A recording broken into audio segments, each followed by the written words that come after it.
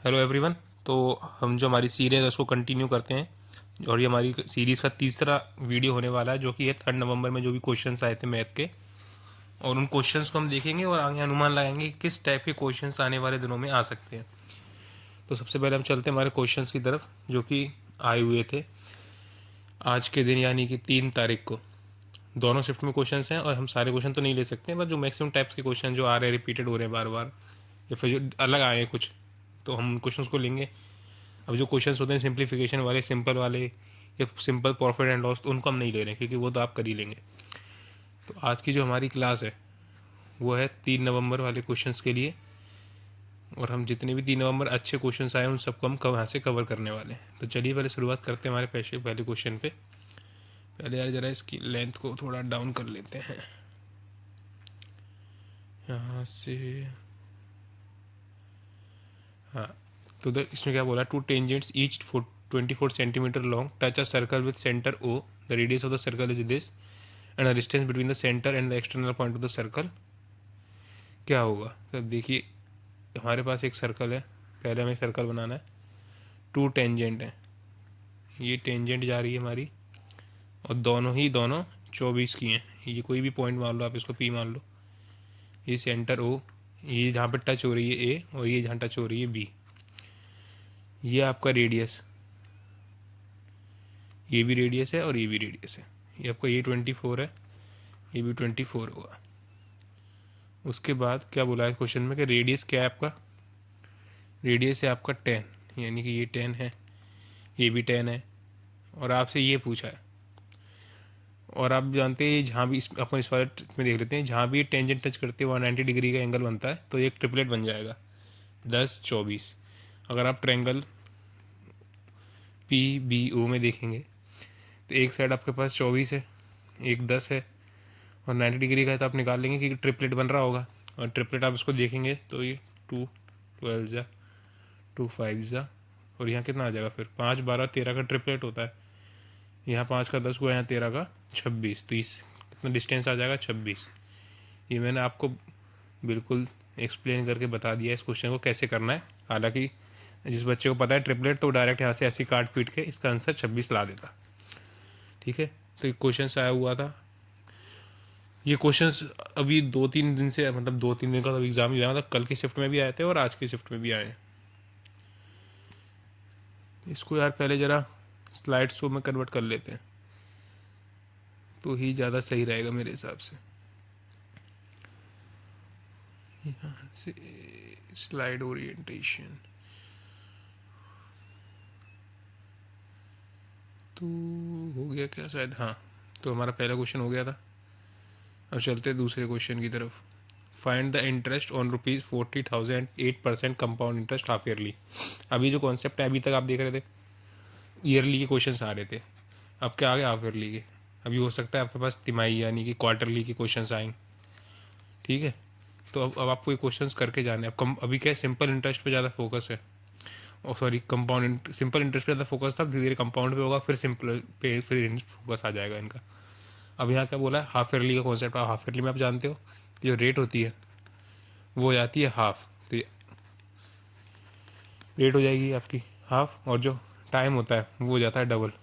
तो यानी कि 4 का आपका 2 साल का कितना आ जाएगा, 4, ये आ जाएगा आपका 8.16। जिसको नहीं आता ये निकालना, तो आप ऐसे करके निकाल सकते हैं, A+B+AB/100। ये 4 ये भी 4 ये भी 4, तो ये आ जाएगा आपका 8+16 0, यहाँ से आ जाएगा आपका 8.16। ठीक है, जिसको नहीं आता वो यहाँ से निकाल सकता है इस क्वेश्चन को। 3 का भी फॉर्मूला होता है इसमें, उसको थोड़ा सा आगे बढ़ जाते हैं।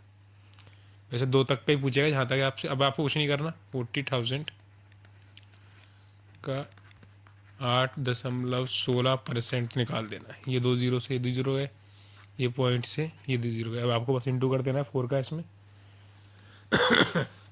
आप देख रहे 4 6 24, 2 हाथ से 4 1 से 4 2 6 और 4 32। ये आपका इंटरेस्ट आ जाएगा। ठीक है, 3264। चलते हैं हमारे नेक्स्ट क्वेश्चन की तरफ।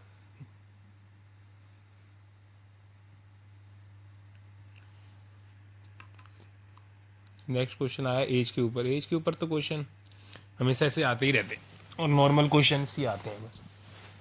The father age is 3 times the son's age 5 years ago. The father's age, पहले आप लिख लो यहाँ पे,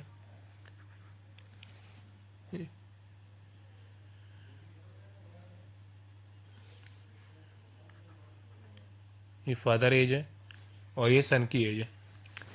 fathers age is 3 times the son's age, अगर ये एक है ये 3 हो जाएगा। 5 years अगो तो father's age was 4 times the son's age, ये 4 हो जाएगा, ये 1 हो जाएगा। और डिफरेंस कितना है, कितने साल का, 5 साल का। अब आप यहाँ से देखेंगे इसको तो अब आप आराम से कर लेना इसको ऐसे करके, इसका डिफरेंस है, इसका डिफरेंस है, फिर वहाँ से आपकी वैल्यू निकल आएगी। अब चलते हैं हम हमारे नेक्स्ट क्वेश्चन की तरफ।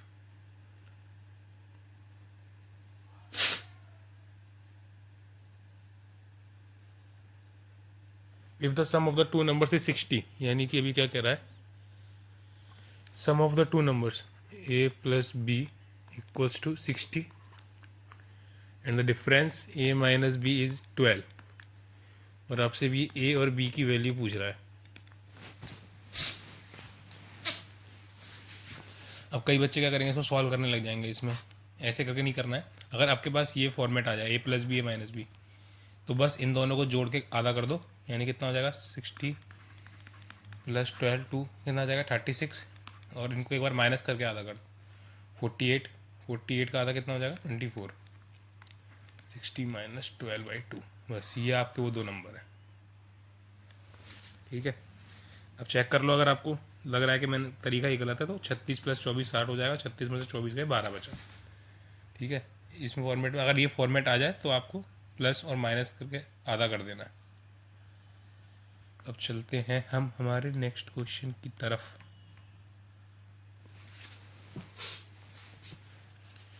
Find the standard deviation. मैं 3 दिन से लगा, जब से मैंने मतलब मेरी 2 वीडियो होगी, मैंने दोनों वीडियोस में कहा था कि अब आने वाले टाइम पे अब standard deviation, variance, distance formula और आपका क्या बोलते हैं स्टैटिक्स के क्वेश्चंस, ये वैसे स्टैटिक्स की पार्ट है पूरा फिर भी, और ये क्वेश्चंस आप पढ़ के जाना,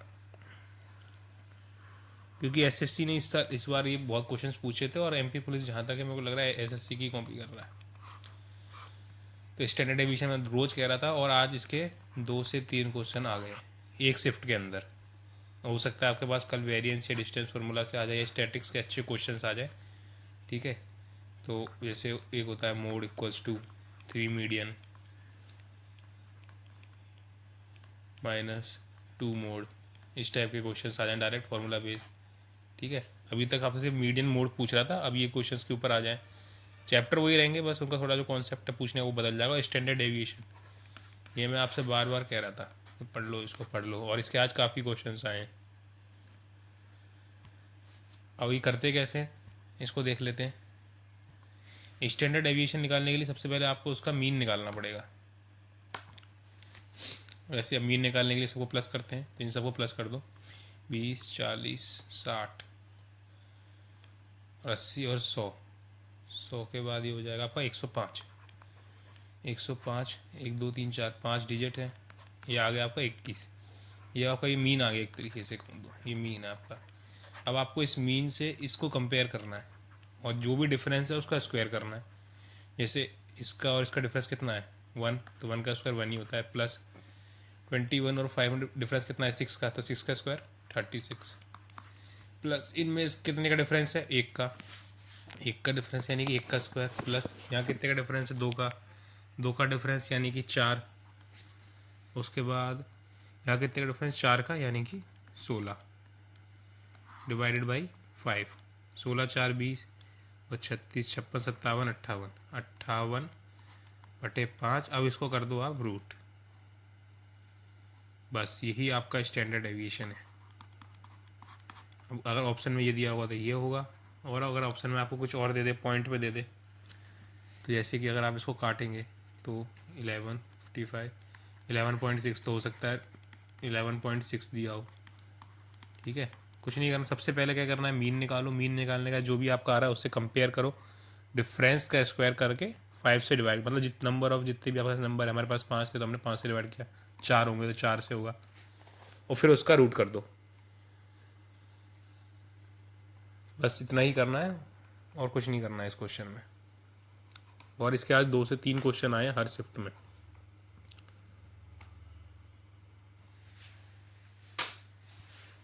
अ bag contains 12 white ball and 8 balls black. हमारे पास जो क्वेश्चन है ये प्रोबेबिलिटी पे तो आ रहे हैं, नॉर्मल आ रहे हैं, अभी हो सकता है आप डीप जान लगे। अ bag contains 12 white and 8 black balls, find the probability of getting 1 white ball. हमारे को बस वाइट चाहिए, तो 12 में से एक चाहिए, टोटल 20 में से एक चाहिए, यानी कि 12/20। इसको आप काट देंगे, 4 3 ज़ा और 3, ये आपकी प्रोबेबिलिटी आ जाएगी 3/5। अब चलते हैं नेक्स्ट क्वेश्चन की तरफ। फाइंड, देखा ये फिर से आ गया स्टैंडर्ड डेविएशन, इसको आप एक बार ट्राई करेंगे क्या? जल्दी से कर लेते हैं एक बार। 50, 100, 150, 200, 250, और 5 और 5, 4 4 8 और 10, 10 और 5 15, 265/1 2 3 4 5,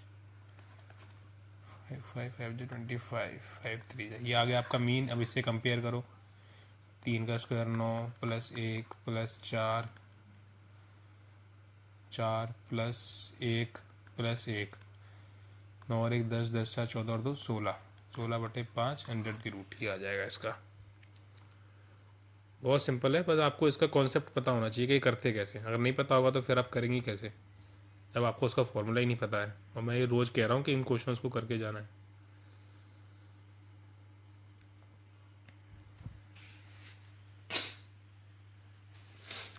the base of the pyramid of the square whose side is 8 centimetre and the slant height, slant height दी यानी कि टोटल सरफेस एरिया पूछा होगा आपसे। बिल्कुल, अभी मैं कहा था आपसे, अभी तक वॉल्यूम पूछ रहा है, अब टोटल सरफेस एरिया या लेटरल सरफेस एरिया पे आएगा। मैंने आपसे रोज़ कह रहा हूँ मैं, ठीक है। अभी आ गया उसी चीज़ के ऊपर। क्या बोला है आपको, देख लेते हैं। सबसे पहले हमें बेस क्या है, हमारा स्क्वायर है, तो पहले टोटल सरफेस एरिया का ऑफ पिरामिड का मैं आपको फॉर्मूला बता देता हूँ। तो उसका फॉर्मूला होता है टोटल सरफेस एरिया का 1/2 perimeter of base into slant height. क्या होता है, into slant height plus area of base, ठीक है। ये होता है total surface area of pyramid का फॉर्मूला। आपने किसी की वीडियो देखी होगी तो उसमें उन सर ने यहाँ पे आपको इसके बारे में बताया नहीं, इसके बिना आप टोटल सरफेस एरिया निकाल ही नहीं सकते पिरामिड का। उनने सर ने यहीं तक करा के छोड़ दिया, ठीक है। तो अभी आप देख लें सबसे पहले 1/2, मतलब अगर इसको आप देखेंगे तो इसको आप लेटरल सरफेस एरिया भी बोल सकते हैं, क्योंकि लेटरल सरफेस एरिया यही होता है 1/2 perimeter of base into slant height. बस उसमें अगर आप एरिया ऑफ बेस जोड़ देंगे तो आपका टोटल सरफेस एरिया आ जाएगा। अब देखते हैं इसको, 1/2 पेरीमीटर ऑफ बेस कितना हो जाएगा, अगर बेस की स्क्वायर है और ये है 8 साइड तो 4 है, यानी कि 32 इंटू स्लेंट हाइट कितनी दी हुई है 17, प्लस एरिया ऑफ बेस कितना हो जाएगा 64, ये काटेंगे आप 16 और 16 16 256, 272 प्लस 64, 4 2 6 7 6 13, 13 की खा चल गई, 336 इसका पिरामिड का टोटल सरफेस एरिया आएगा, ठीक है। फॉर्मूला ध्यान से देख लेना है। इस पूरे को अपन लेटरल सरफेस, ये जो फॉर्मूला दिख रहा है आपको हाफ से लेके स्लैंट हाइट तक, ये किसका है, इसको बोलते हैं lateral surface area of pyramid, pyramid का ही, ठीक है। उसी में अगर आप एरिया ऑफ बेस जोड़ देंगे तो पूरा टोटल सरफेस एरिया बन जाएगा, ठीक है। चलो अब चलते हैं नेक्स्ट क्वेश्चन की तरफ। क्वेश्चंस का लेवल तो वही है, बस आपको फॉर्मूले पता होने चाहिए। मैंने रोज़ कहा था कि कितना ही बदल दे पर आपको फॉर्मूले पता होंगे तो आप कर दोगे। अब आता है हमारा next question, if tangent PA is equals to 12 centimeter to the circle, then the distance between the external point P and the center O is 13 centimeter। ये क्वेश्चन हमने कुछ टाइम पहले ही किया था, उसी के ऊपर आ गया है कि हमारे पास एक सर्कल है, ठीक है। सर्कल थोड़ा मेरे को क्या अभी आदत नहीं है इसकी, थोड़ा गलत बन जाता है बार बार। ये सर्कल है और हमारे पास टेंजेंट है पी ए पी वी। ये रुक जाएगा, इसको थोड़ा छोटा बना लेते हैं।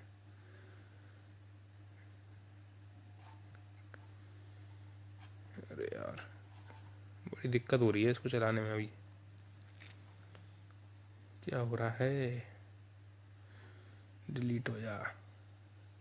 हाँ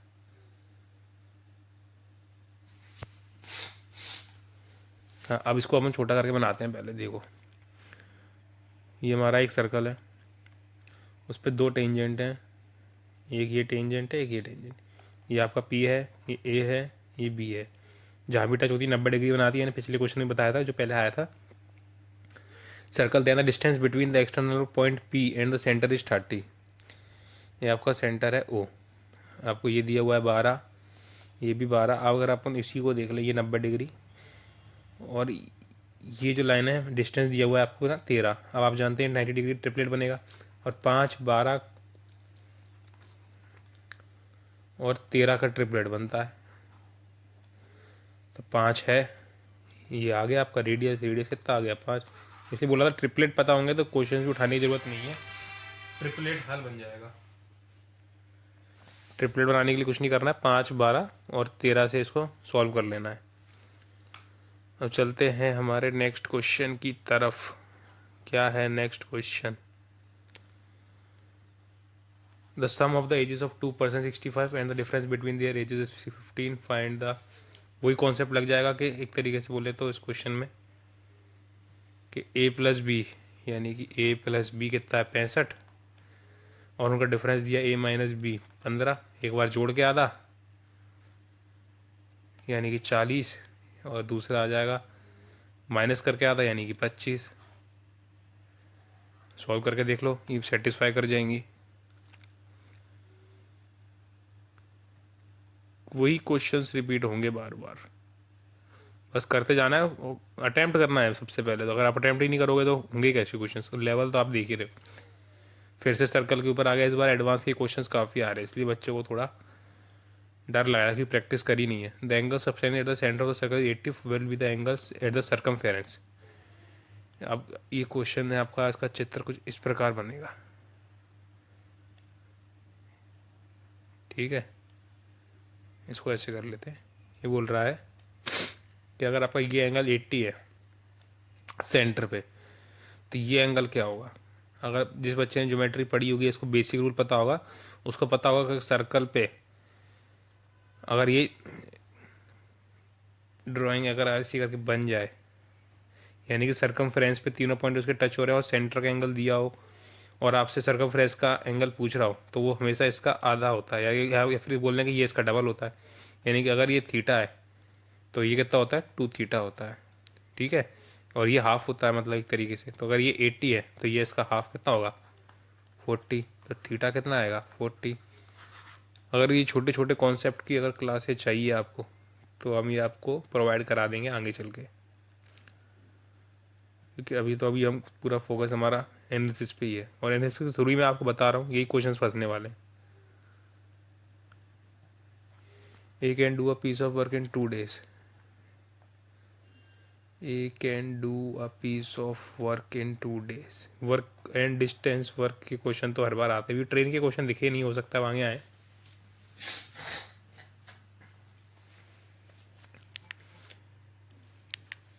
A can do a work in 2 days and B in 4 days।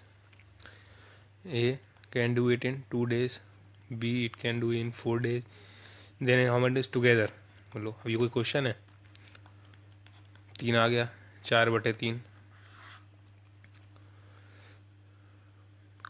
To A plus B मिल के इस कार्य को 4/3 दिनों में कर देंगे। अगर पॉइंट में दिया होगा तो वो 1.1 जो जो आएगा, कितना है 1.3 कुछ करके आएगा शायद, देख लेना उस हिसाब से। ऑप्शंस के बिना तो फिर मेरे ख्याल से तो 4/3 ही दिया होगा, उसके आगे तो देंगे नहीं। ये का लेवल जानते हैं हम। The selling price of a watch is 3400 which is sold at discount 50% on the mark price. अभी क्वेश्चन को देख लो, आपको क्या बोला है? सेलिंग प्राइस 34 दी हुई है, सेलिंग प्राइस 3400, और डिस्काउंट दिया हुआ है 15% का। तो जो सेलिंग प्राइस दी होगी वो डिस्काउंट हमेशा मार्क प्राइस पे दिया जाता है, उसके बाद ही ये प्राइस में बिछा है वो, यानी कि ये 34 है, 3400 जो है ये 85 की वैल्यू है। आपसे मार्क प्राइस पूछा यानी कि आपसे 100 की वैल्यू पूछा है, इसको सॉल्व कर लेना बस, ये आपकी मार्क प्राइस की वैल्यू हो जाएगी। अभी काटा पीटी तो इंटू डिवाइड तो आप कर ही सकते हैं अब इतना, क्योंकि इनमें फिर हमें टाइम ज़्यादा लग जाएगा और हम लास्ट टाइम पे जितनी कम टाइम में जितना अच्छा कंटेंट दे सकते हैं वही बस प्रयास है। If an amount of 50,000 is increased 50% in the first year, 20 year the second. Simple है, साइकिल सी बना दीजिए इसकी, साइकिल कॉन्सेप्ट या फिर लेटर कॉन्सेप्ट। कितना बढ़ गया, 15 बढ़ गया, यानी 115, 120, फिर 125, इतना बढ़ गया है। बस इसको सॉल्व कर लेना है, काटा पीटी मचा दो। ऐसे 2 0 से ये 2 0 गए, एक और एक ये भी चला गए, ये 5 में, ये 4 में, ये 4 3 ज़ा। अब क्या बचा आपके पास, 15, 115 और 15, 15 का स्क्वायर 225 इंटू 115, इसको सॉल्व कर लो। ठीक है, करते चलो भाई, करते चलो, नंबर अच्छे चाहिए तो एनालिसिस करते चलो। अब क्या आ गया, इफ़ एन अमाउंट, लग रहा है क्वेश्चन रिपीट हो गया है, क्वेश्चन रिपीट हो गया है, कोई बात नहीं। अब मोड, फाइंड द मोड। अब मोड तो आप जानते ही हैं कि जो सबसे ज़्यादा रिपीट हो वो मोड होता है, तो यहाँ 24 एक बार और 2 बार है, उसके बाद 11, 15, 17, 18, हाँ तो 24, बाकी सब एक एक बार है, 24 ही 2 बार है, तो यही इसका मोड हो जाएगा। जो सबसे ज़्यादा रिपीट करे वही मोड होता है। और अगर आपको डेटा ना दिया और फिर पूछ ले सिर्फ मीन और मीडियन देगा, तो उसका फॉर्मूला मैंने पहले बताया था आपको कि mode equals to 3 median minus 2 mean, उस वाले फॉर्मूले से भी निकाल सकते हैं। If ₹12,000 increase by 10% every year, then what will be the amount in 6 years. 12,000 10% से बढ़ रहे हैं, यानी कि 11/10, 6 साल तक होगा। बस इसको सॉल्व कर लीजिए। अब चलते हैं नेक्स्ट क्वेश्चन पे। If a plus B, if a plus b is 11 and ab is 28, then what the value of a plus b, 2 minus ab, 2a plus b है क्या ये, नहीं नहीं नहीं नहीं, ये जो है ये गलत लिख दिया है यहाँ पे, ये इसका मतलब है a प्लस बी। इसको रुको मैं अच्छे से लिख देता हूँ इसको, नहीं तो कई बच्चे कन्फ्यूज हो जाएंगे। a प्लस बी नहीं है ये है a प्लस बी ब्रैकेट का whole square minus A B है। ये क्या है, ये 2 गलती से नीचे लिख गया, ये स्क्वायर है, ठीक है। और आपको a प्लस बी दिया है, ए बी दिया है, आपसे ये पूछा है। अगर या तो आप डायरेक्ट इसको फॉर्मूले से खोल ले, पर अगर आपको वैल्यू पुटिंग से भी दिख रहा है अगर डायरेक्ट, तो फिर वैल्यू पुटिंग से इजी पड़ जाएगा आपको। जैसे भी चाहे जैसे अब इसका आप स्क्वायर करेंगे, A plus B, A square plus B square plus plus का 2ab माइनस का ए बी, तो आपके पास ए बी आ जाएगा, plus A B plus B square. रुकिए रुकिए रुकिए, क्या लिख दिया, सही कर लेते हैं इसको। हाँ, अभी हो जाएगा आपके पास A square plus B square plus A B, 2abc में भी, ये आपसे अब आपको ये निकालना है। अब या तो हमें को साफ साफ दिख रहा है कि यहाँ पे 28 है, 28 देख के मेरे दिमाग में 7 और 4 आ जाता है, और 7 प्लस 4 11 भी हो रहा है, तो कंडीशन सेटिस्फाई कर रही है, मतलब नंबर 7 और 4 ही है।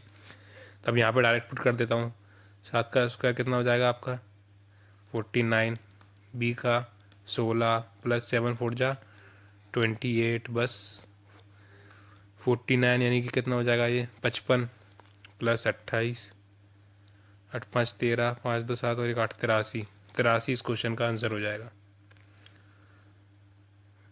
बस यहाँ पे फॉर्मूला खोल लेना था, और अगर वैल्यू पुटिंग ईजी है, तो कोई नंबर नहीं मिल रहा है, फॉर्मूला नहीं आ रहा है, तो एक बार वैल्यू पुटिंग अपने हिट एंड ट्रायल बोलते हैं ना इसको, हिट एंड ट्रायल मार लीजिए, ऐसे क्वेश्चन में जल्दी मिल जाएंगे।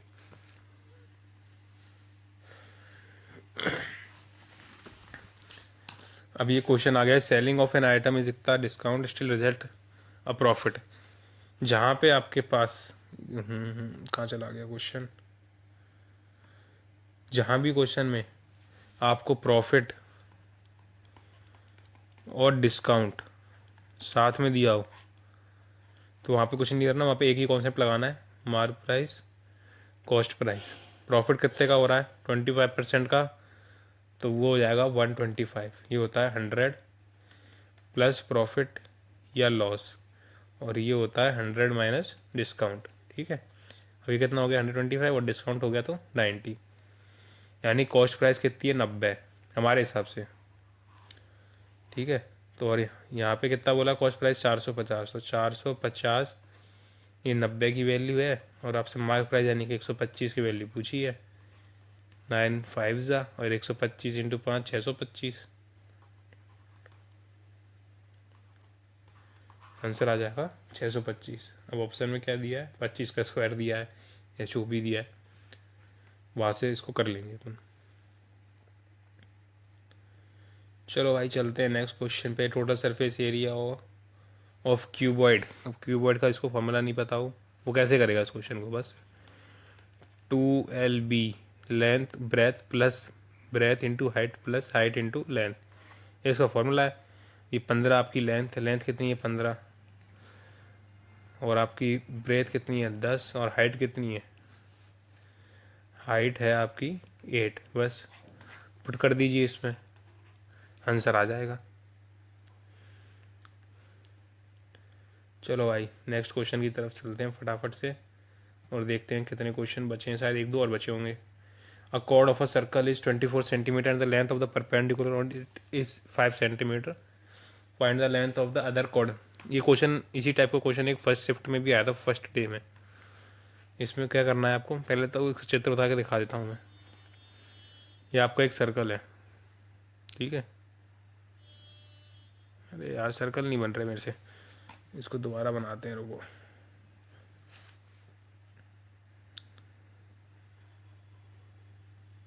ठीक है, थोड़ा सही बन गया। अब कॉर्ड आपके पास एक 20 सेंटीमीटर की कॉर्ड है, 24 की, ये मैंने एक कॉर्ड बना दी 24 सेंटीमीटर की, ये मेरा सर्कल मान लो। अरे यार ये क्या हो रहा है, इसको अच्छे से बनाना पड़ेगा, नहीं तो ये समझ में नहीं आएगा। यहाँ बना लेते हैं बड़ा सा, ये मेरा सेंटर है, ये मेरी कॉर्ड है, ठीक है। And find the length of the other chord which the length of the perpendicular is 9 centimetre. एक और हमें कॉर्ड दी हुई है जिसकी लेंथ हमें 9 सेंटीमीटर दी हुई है, ये सेंटर है, ये सेंटर से ऐसे आएगा ऐसे। अब देखते हैं इस क्वेश्चन को, इसमें आपसे पूछा क्या है हमसे। इस वाले जो ए बी हो जाएगा, ये सी डी हो जाएगा, और ये हो जाएगा ओ, ये इसका रेडियस हो जाएगा, और यही इधर भी सेम रेडियस हो जाएगा। अब इस क्वेश्चन को देखते हैं। The chord of circle is 24, ये अगर 24 है तो ये आधा कितना हो जाएगा 12, और ये भी 12 हो जाएगा, 24 हो जाएगा पूरा। The length of the chord is इतना, परपेंडिकुलर जो इस पर परपेंडिकुलर डला है, ये परपेंडिकुलर गिरा होता है हमेशा कॉर्ड के ऊपर सेंटर से। इस जो परपेंडिकुलर है इसकी लेंथ दी हुई है 5, इतनी 5 दी हुई है, और यहाँ से लेके यहाँ तक इस वाली कॉर्ड तक का जो परपेंडिकुलर है ये, इसकी लेंथ हमें 9 दी गई है, ठीक है। अब आगे देखते हैं, बस इतना ही दिया। अब अगर इसको ट्रिपलेट पता है तो ट्रिपलेट पता हो तो मतलब 5 12 और 13 का ट्रिपलेट होता है। अगर यहाँ पे रेडियस 13 है तो यहाँ भी रेडियस 13 होगी इस इतने में। अगर ये भी 13 हो जाएगी और आपके पास ये 9 है, ये पूरी लेंथ कितनी है 9 है, तो आपसे ये पूछा है, इसका निकाल के डबल कर दो पूरी कॉर्ड आ जाएगी। तो ये कितना बन जाएगा 13 का स्क्वायर यानी 169 माइनस 9 का स्क्वायर यानी 81, पाइथागोरस थ्योरम लगा रहे हैं, इक्वल्स टू यहाँ से आपका इसको अपन ई नाम दे देते हैं तो सी ई, और अंडर दी रूट में। अब इसको माइनस कर लो, 9 में से गया 8, 16 में से गया 8, रूट 88 आ जाएगा।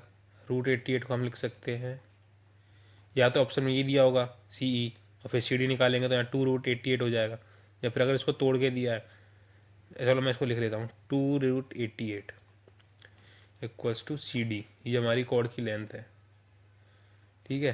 अब क्वेश्चन के ऊपर है, ऑप्शंस के ऊपर है कि यहाँ पे 88 को दिया है कि 88 को भी इन्होंने कितना 22 × 4 से तोड़ दिया है, तो फिर ये भी, फिर ये 4√22 हो जाएगा, या फिर लिख सकते हैं 4√22।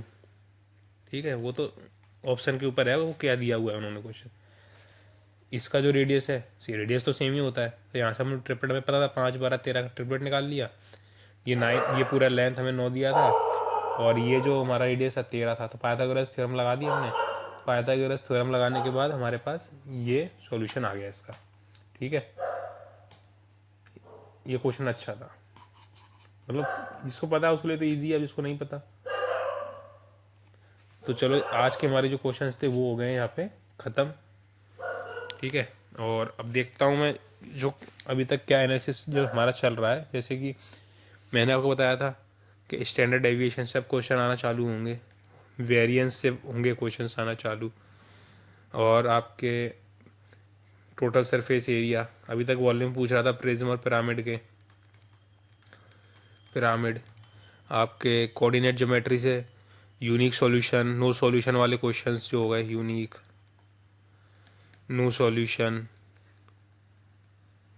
ठीक है, इनफाइनाइट सॉल्यूशन वाले, और आपका डिस्टेंस फार्मूला, डिस्टेंस के ऊपर डिस्टेंस फार्मूला, आपका सेंट्रॉयड वाले क्वेश्चन,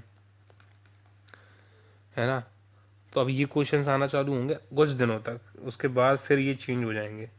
अभी जो ये क्वेश्चंस आएंगे इसी मेरे ख्याल से इन्हीं टॉपिक्स पे आएंगे। अब स्टैंडर्ड डेविएशन पे कल चालू हो गया, 1 से 2 दिन और चलेगा अभी स्टैंडर्ड डेविएशन। ठीक है, तो बिल्कुल भी घबराना नहीं, और आपको फॉर्मूले रट के जाने हैं सारे अच्छे से, क्योंकि फॉर्मूला बेस ही आने वाले हैं सारे क्वेश्चन, और कहीं से कोई क्वेश्चन नहीं आ रहा है। और जैसे हम रीजनिंग का हमने देखा ही था कि पजल आ रहा है, उसकी प्रैक्टिस कर लो रीजनिंग में। ठीक है, पजल आ रहा है, इनपुट आउटपुट इजी है काफ़ी, इनपुट आउटपुट वाले। ठीक है, और ये वाले क्वेश्चंस भी यार, ये स्टेटमेंट वाले, ये क्वेश्चन बहुत गंदे हैं। कंक्लूजन, अजम्पशन, आर्ग्यूमेंट, ये वाले क्वेश्चंस जरूर कर लो, अच्छे से कर लो। ठीक है, क्लॉक कैलेंडर काफ़ी आ रहा है, क्लॉक कैलेंडर। ठीक है, इनसे क्वेश्चंस आ रहे हैं, तो इनको एक बार ट्राई मार लो, और तो फिर काफ़ी हमारा आज के लिए इतना। ठीक है, देखते हैं कल भी फिर हम वीडियो लेके आएंगे और किस टाइप के क्वेश्चंस आते हैं कल, और क्या क्या अभी आ सकता है। End of the slide, click to exit. ठीक है, तो चलो आज के लिए काफ़ी है इतना हमारा, और क्वेश्चंस को देखते रहना। ये 3 नवंबर के हो गए हमारे, अब कम से कम जो 4 नवंबर को क्वेश्चन आएंगे उनको कराएंगे।